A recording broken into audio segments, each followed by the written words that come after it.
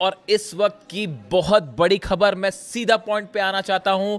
Iran ने अपने defence system से अमेरिका की टॉम हॉक मिसाइल को गिराने का दावा किया है। देखिए, ये बहुत बड़ी खबर है। जो लोग डिफेंस इंडस्ट्री से जुड़े हैं, जो इस बात का मतलब समझते हैं कि अगर अमेरिका की टॉम हॉक मिसाइल तबाह करता है ईरान, तो ये ईरान की इस जंग की सबसे बड़ी कामयाबी में से एक है। देखिए, ऑलरेडी अमेरिका इस बात से हैरान है, डोनाल्ड ट्रंप परेशान है, पीट हेग्सेथ हैरान है कि कैसे ईरान की जो मिसाइल्स हैं उसने पेट्रियट सिस्टम तबाह कर दिया है, थार्ड सिस्टम तबाह कर दिया है। और उसके बाद अब खबर आ रही है कि अमेरिका की टॉम हॉक मिसाइल को मार गिराया है ईरान ने। जो खबर है पहले उसकी चर्चा करें। The Islamic Revolutionary Guard Corps claims its air defence unit intercepted and destroyed a US made Tomahawk cruise missile over Kahnuj in Iran Kerman province before it could reach its target.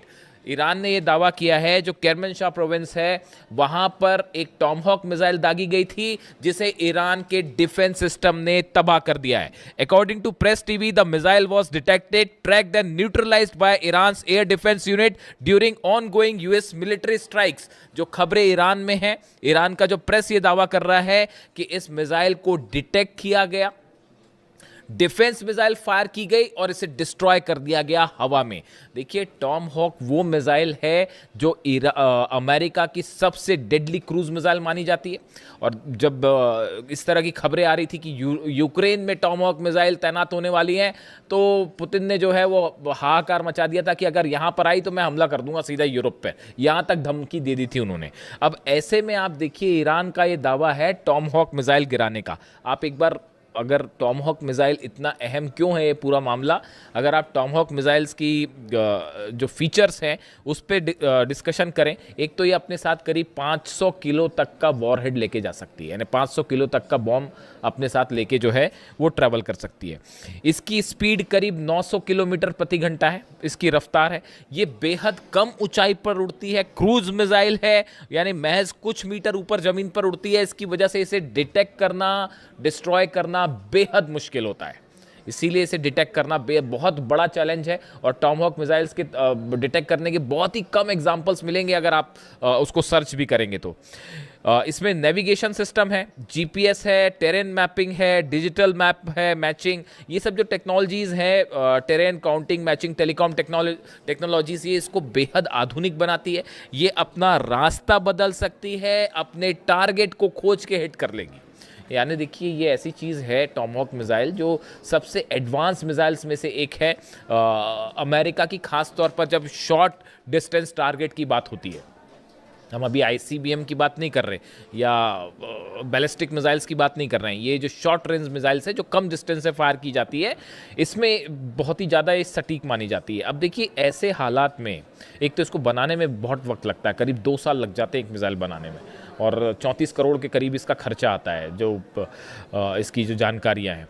अब देखिए, इस पे जो है, इसको detect करने का मतलब ये है कि ईरान के पास, देखिए, ईरान ने दरअसल पिछले, अगर आप 7 दिन की बात करें हमलों की, देखिए कभी भी कोई भी खबर को जब आप एनालाइज करते हैं तो 2 तरीके से, 2 स्तर पर होती है। एक तो पत्रकार की तरह मैंने आपको खबर बता दी साहब कि कुवैत पर हमला हो गया, वहाँ पेट्रियट तबाह हो गया, फिर जो है जॉर्डन में हमले हुए, वहाँ थार्ड सिस्टम तबाह हो गया, इस तरह की बातें। एक होती है आप उसको एक्सपर्ट्स के साथ चर्चा करते हैं, उसको समझने की कोशिश करते हैं कि इसके क्या मायने हैं, यानी आप उसका एनालिसिस करते हैं। देखिए, आज एक, मैं सुबह अपना वीडियो जो मैंने डाला, सुबह वीडियो, सीरैम सिस्टम जो है अमेरिका का, वो तबाह किया गया। सीरैम सिस्टम जो कि ड्रोन्स को डिटेक्ट करने में काम आता है, लेज़र की इसमें तकनीक होती है, इस्तेमाल किया जाता है, उसको तबाह किया, ऐसा दावे ईरान के हैं। उसमें बड़े सारे कमेंट आए कि आप जो है ये नहीं बताते हो कि ईरान में कितनी तबाही हुई, आप अमेरिका की तबाही ज़्यादा क्यों बताते हो।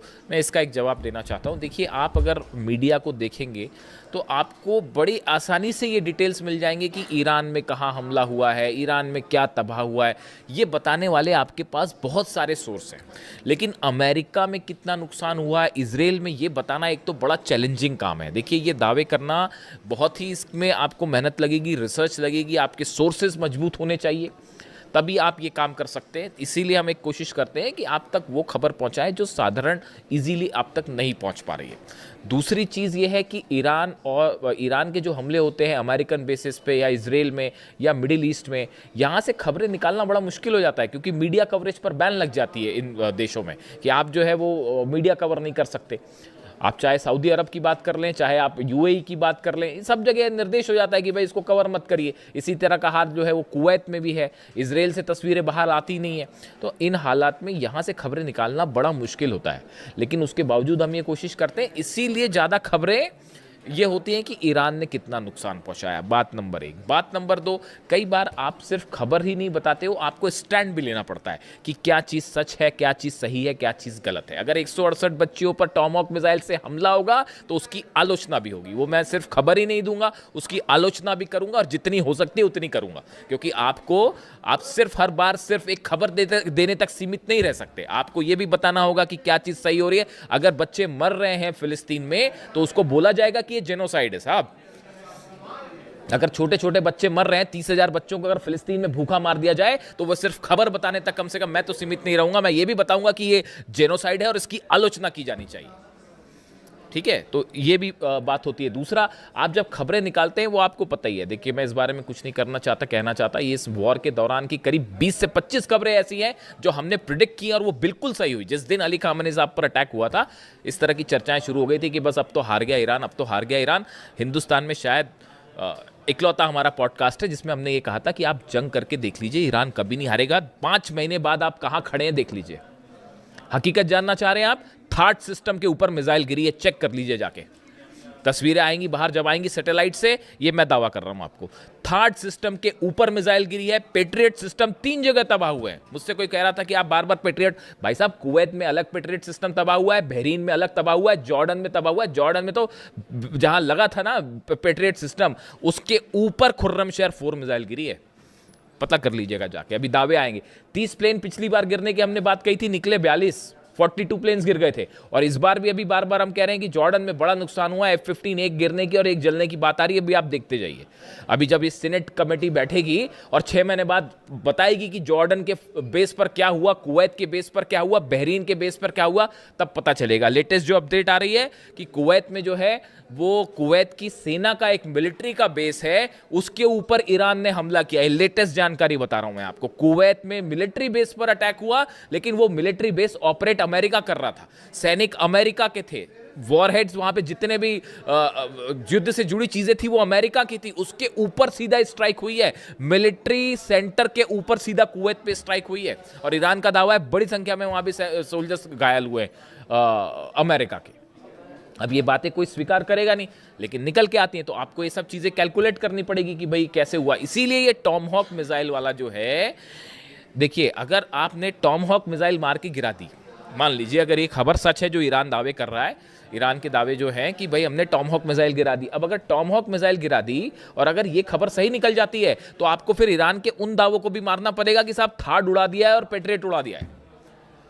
फिर आप उसको भी मानिए। फिर आप इस बात में भी कोई आश्चर्य नहीं होगा कि वो जो कह रहा है कि भाई हैंगर्स में जो है F-15 जेट्स खड़े थे, हैंगर के ऊपर मिसाइल मारी और सब तबाह हो गए। वो धीरे धीरे सैटेलाइट तस्वीरें आनी शुरू हो गई हैं। इसीलिए इन खबरों का एनालिसिस जो है मुश्किल है थोड़ा सा। अब देखिए, ये जो अगर अमेरिका के हमलों की बात की जाए, जो अमेरिका ने स्ट्राइक्स की है पिछले 12 घंटे में, केशम आइलैंड्स पर हमले हैं, एहवाज में हमले हैं, खुजेस्तान में हमले हैं, लारक आइलैंड्स के पास हमले हैं, सिरीक पर हमले हैं, बंदर अब्बास में हमले हैं, अधिमेश में और ओमिदी है, ये वो इलाके हैं। करीब 15 इलाके ऐसे हैं जहां पर धमाकों की आवाज़ें हैं पिछले 12 घंटे के अंदर। तो ईरान पे तो स्ट्राइक हो ही रही है, लेकिन जब आप आ जाके सर्च करेंगे तो आपको दुनिया भर के अखबार, दुनिया भर के मीडिया आपको डिटेल बता देगी बड़ी आसानी से कि हाँ भाई, ईरान में जो इस जगह धमाके हुए, ईरान छुपाता भी नहीं उस बात को, बता देता है हाँ यहाँ हमारे हमले हुए हैं, इतने पुल तबाह हुए हैं। आपको ये बात कौन बताएगा कि जॉर्डन में कितने बेस तबाह हुए हैं अमेरिका के, कुवैत में कितने बेस तबाह हुए हैं, बहरीन में कहाँ कहाँ मिसाइल्स गिरी है, अमेजॉन के डेटा सेंटर पर हमला हुआ। आज खोल के देख लीजिए पूरी खबरें क्या है। मिसाइल गिरी, उसके 15 मिनट के अंदर हमने खबर अपलोड कर ली थी। परसों का मेरा वीडियो उठा के देख लीजिए आप। अमेजॉन का डेटा सेंटर हिट हुआ था 15 मिनट के अंदर, जबकि मैं तो पॉडकास्ट कर रहा हूं। और देखिए ये सब दावे सच साबित होंगे। थर्ड सिस्टम, उससे कई कमेंट्स पे सवाल उठ रहे थे कि ये कैसा हो सकता है, कैसे हो सकता है। पेट्रियट सिस्टम तबाह हुआ है, थर्ड सिस्टम तबाह हुआ है, जेट्स कई जलने की खबर है, और अब ये है ये टॉमहॉक वाले जो ये अभी दावे के लेवल पे है। इसको वेरीफाई करने में टाइम लगेगा, है या नहीं है, टाइम लगेगा, लेकिन ये दावा चूंकि है और बहुत बड़ा दावा है, तो टॉमहॉक मिसाइल को मार गिराना आसान बात नहीं है। अब इसके अलावा देखिए 13 दिन में 55 लोगों की मौत है ईरान में। ये ईरान की तरफ से कहा गया है कि ये जो 13वीं दिन की स्ट्राइक हुई बीती रात, इन 13 दिनों में ईरान में 55 लोगों की मौत हो गई है। और अब देखिए हमले जो हो रहे हैं वो सेंट्रल ईरान पे हो रहे हैं। आप इस बात को समझिए। पहले 2 कोशिशें चल रही हैं डोनाल्ड ट्रंप की तरफ से, अमेरिका की तरफ से। एक, हॉर्मूज के आसपास हमले किए जाएं। पहले इन्होंने कोशिश की कि मेन लैंड से हॉर्मूज को हम अलग कर दें। 11 दिन तक जो बमबारी थी उसकी कोशिश ही यही थी। ये शायद चाहते थे ग्राउंड ऑपरेशन करें, और वो एक कोशिश थी कि भाई बंदर अब्बास हो गया, केशम हो गया, लारक आइलैंड हो गया, सिरिक हो, इन सब का हम मेन लैंड ईरान से कनेक्शन तोड़ दें। इसलिए पुल तोड़ रहे थे बम गिरा के। अब वो पुल तोड़ दे रहे हैं, वो 6 घंटे के अंदर साहब पुल बना दिया फिर से। ऐसी भी तस्वीर आई है। बंदर अब्बास के पास एक पुल पर हमला हुआ और वो पुल गिरा, मेन कनेक्शन लाइन थी, वो जैसी गिरी उसके वो अमला वहाँ खड़ा हो गया, तुरंत जाके उसको बनाने में जुट गया। ऐसी ईरान थोड़ी ना। आप खुद सोचिए इस बात को, जो मेरे पे सवाल उठा रहे हैं, जरा वो इस बात को सोचें। दुनिया में इजराइल की आर्मी और उसकी ताकत आप जानते ही हैं। अमेरिका के पास आप हथियार देख लीजिए, अरब देशों, इन सब से एक देश मुल्क लड़ाई कर रहा है पिछले 5 महीने से। और आप क्या कर पाए? आप क्या ईरान में कब्जा कर पाए, कदम रख पाए? डर रहे हैं अभी भी डर है साहब कि अगर वहाँ कदम रखेंगे तो पता नहीं क्या होगा। इसी वजह से ऑपरेशन नहीं हुआ। वो एयर स्ट्राइक्स होती रही, लेकिन ये जो ग्राउंड ऑपरेशन वाला प्लान है फिर कैंसिल हो गया। ये कोशिश कर रहे थे केशम आइलैंड पे और या फिर अबू मूसा आइलैंड पे या ऐसे किसी आइलैंड पर कब्जा करने की, लेकिन वो हो नहीं पा रहा है। क्यों? डर रहे साहब हमला कर। वो तो जो छोड़िए, वो तो ऐसा ठोक रहे हैं। हॉर्मूज में एक जहाज़ गिरने की तस्वीर देखी आपने? वो हॉर्मूज में जब कंफर्म हो जाएगा तो मैं बताऊंगा क्या। अभी ये कंफर्म नहीं है कि कौन सा जेट गिरा है। अमेरिका का एक जेट हिट किया गया है हॉर्मूज के आसमान में, उसके गिरते हुए और आग लगती हुई तस्वीरें हैं। अब वो कौन सा है, वो इनका वो महंगा वाला ड्रोन, क्या नाम है उसका, वो ड्रोन है या कोई F-15 तो नहीं हिट हो गया? इस तरह की भी खबरें हैं। अब अभी वो सच्चाई जब होगी तब सामने आएगी। MQ-9 रिपर ड्रोन तो ऐसे गिर रहे हैं जैसे बच्चे मार के गिरा देते हैं, पतंगों को गिरा देते हैं, खींच के काट देते हैं, वैसे रिपर ड्रोन्स गिर रहे हैं। पता नहीं कितने अरब का है वो। तो अब वो रिपर ड्रोन गिरा है या फिर F-35 F-15 जो है वो फिर से डाउन हो गया है हॉर्मूज में। उसकी तस्वीरें हैं, अब देखना पड़ेगा उसमें सच्चाई क्या है। और वो लाल सागर के आसपास जो है, अलग से वीडियो कर दूंगा मैं, वो लाल सागर के आसपास ईरान ने अपनी बैलिस्टिक मिसाइल तैनात कर दी है। वहाँ सिर्फ हूती का खेल नहीं है वहाँ पे। तो बड़ी सीधी सी बात है, हूती मतलब पीछे रूस बैक कर रहा है, ईरान बैक कर रहा है हूतीस को। और 2 अरब के 2 जहाज़ ठोकने का मतलब है क्यों नहीं हुआ हमला? अब तक कर देते हमला, सऊदी अरब हमला कर देता, और ईरान ने अपनी मिसाइल्स लगा रखी हैं वहाँ पे कि यमन पर हमला करोगे तो ये लो नतीजा। अब ये डोनाल्ड ट्रंप जो कह रहे हैं, जो नया बयान आया है कि बड़ा ही मतलब मैसिव अटैक करने वाले हैं और ईरान पर ऐसा हमला होगा कि बिल्कुल तबाही मच जाएगी, ईरान ने भी उसकी तैयारी कर ली। कि आप पिकेक्स माउंटेन पर देखिए कहानी क्या है, जो मेरे को समझ में आई अब तक बात। ये जंग बहुत ज़्यादा तो नहीं खींच सकते डोनाल्ड ट्रंप, ये बात तो तय है। बड़ा नुकसान हो रहा है अमेरिका को, ईरान से कई गुना ज़्यादा नुकसान हो रहा है अमेरिका को, समझ रहे हो आप? तो ये ज़्यादा दिन जंग खींचेंगे नहीं, मुझे ये लगता है। पता नहीं, अभी मैं समझ पा रहा हूँ जितना, कि डोनाल्ड ट्रंप का प्लान ये है। आप इस बात को याद रखिएगा, अगर ऐसा हो जाए ना तो हम फिर बात करेंगे कि वो दावे भी याद रखने पड़ते हैं और कई बार बताना भी पड़ता है, क्योंकि बड़ी भ्रमित खबरें आती हैं, भ्रम फैलाने वाली खबरें आती, तो उसके बीच में कोई दावा करना बड़ा ही मतलब उसका काम होता है। तो अभी मुझे ये लग रहा है कि ये पिकेक्स माउंटेन पर हमला होगा। ईरान के जो बचे हुए न्यूक्लियर ठिकाने हैं, हो सकता है पिकेक्स माउंटेन पर भी बंकर बस्टर बम से हमला हो सकता है। 2 बेस हैं ब्रिटेन के जहां हलचल हो रही है, B-1 B-2 बॉम्बर्स की डिएगो गार्सिया में भी हलचल हो रही है, उस पर भी अलग से बात करेंगे। और रॉयल एयरफोर्स का जो दूसरा बेस है वहाँ पर भी जो है B-1 बॉम्बर्स वहाँ से टेक ऑफ कर रहे हैं। इस तरह की खबरें आ रही हैं। अब इस सूरत में bunker buster bumps GBU-72 bumps तैयार है। अब ऐसा लगता है कि अमेरिका पिकेक्स माउंटेन पर हमला करेगा, और हमला करने के बाद वही बात कही जाएगी कि जैसे इन्होंने नतांज, फोर्दो और इस्फहान के लिए कहा कि वी हैव ऑब्लिटरेटेड देम, मतलब हमने ईरान का एकमात्र परमाणु अड्डा बचा था पिकेक्स माउंटेन के नीचे, हमने उसको भी तबाह कर दिया और अब हम यहाँ से जा रहे हैं वापस। ये प्लान है साहब अमेरिका का। Plan number 1।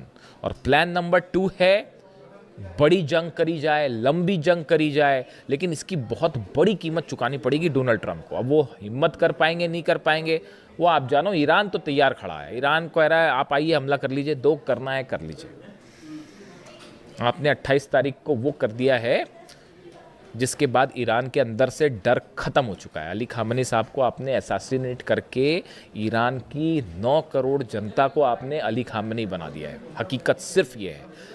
आप ईरान के लोगों के मेरे वीडियो में कमेंट्स आते हैं, जब इंटरनेट खुलता है वहाँ इलाकों में, तो वो वहाँ भी बड़ी अच्छा, ये मैं बड़ा शुक्रगुजार हूँ इस बात के लिए। मेरे पास ईरान से कमेंट आते हैं, I am so thankful for them. वो वहाँ पे ईरान में वीडियो देख रहे हैं, जो हिंदी जानते होंगे वो देख रहे हैं। एक भाई साहब का एक दिन कमेंट आया, वो तो बहुत ही बड़ी बात थी कि हम जो है वो तेहरान में आपका वीडियो देखते हैं और जो लोग फारसी जानते हैं उनको उसका अर्थ समझाते हैं। ये तो बहुत ही बड़ा कॉम्प्लीमेंट था, बहुत ही बड़ी बात है। तो खैर, तो अब हालात ये है कि डोनाल्ड ट्रंप पिकेक्स माउंटेन पर हमला करने की तैयारी में, और ऐसी भी खबरें आ गई हैं कि ईरान की तरफ से बड़ी वार्निंग दे दी गई है कि अगर हमारे पिकेक्स माउंटेन पर हमला हुआ, जाग्रोस पर हमला हुआ, तो बाकी तो पता नहीं तेल अवीव नहीं बचेगा। तेल अवीव पे हम सीधा हमला करेंगे। वो ईरान ने अपनी प्लानिंग कर रखी है, और मैं आपको बताऊंगा कैसे नेटो के बेसिस पर हमला होने वाला है, यूरोप कैसे खतरे की जद में है, और कैसे जो है वो तेल अवीव से सीधा इजराइल पर हमला कर देगा ईरान, अगर पिकेक्स माउंटेन पर न्यूक्लियर सेंटर्स पर हमले होते हैं तो। लेकिन इस बीच बड़ा डेवलपमेंट ये है साहब कि अब्बास अराक्ची साहब की लावरो से मुलाकात हुई है, रूस के विदेश मंत्री से, और चीन के विदेश मंत्री वांग यी से मुलाकात हुई है। एससीओ समिट हो रही है उसमें, और उसमें काफ़ी सारे डेवलपमेंट हैं। देखिए, बड़ी चीज़ें होती हैं जब आप डिप्लोमेसी की बात करते हैं। देखिए, जितनी लंबी जंग उतनी बड़ी ईरान की जीत, हकीकत यही है। तो अब ये रूस का क्या कहना है, चीन का क्या कहना है, ये सब चीज़ें तय करेंगी कि आगे क्या होने वाला है। लेकिन फिलहाल जहाँ से बात शुरू की थी कि अगर वाकई ईरान ने टॉमहॉक मिसाइल गिरा दी है, तो ये तो ईरान ने वाकई गजब कर दिया है। वीडियो कैसा लगा कमेंट करके ज़रूर बताएं। Thank you so much.